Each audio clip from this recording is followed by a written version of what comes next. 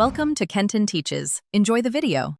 You begin by preparing a confined environment so dependencies do not leak. Create a venv and activate it. Install Python 3. 11 Plus and the framework you chose, for example Fast API for async speed or Flask for simplicity. Once done, scaffold routes, a basic app factory, and a requirements file. Make sure to initialize Git now and commit your working scaffold. This saves time and gives you a rollback point. You will iterate from this reproducible baseline. You now implement the core. Define your endpoints and data contracts, because clear contracts prevent rework. Connect an ORM like SQL Alchemy and create migrations with Alembic so schema changes are versioned.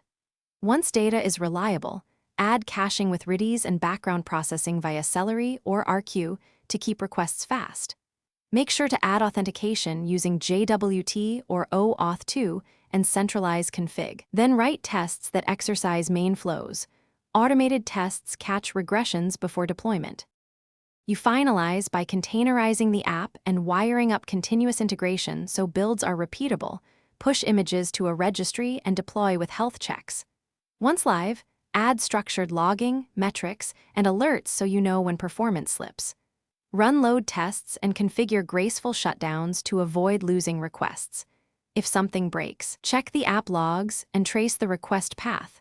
Correlate request ID across services to isolate the failing component quickly, then roll back if needed.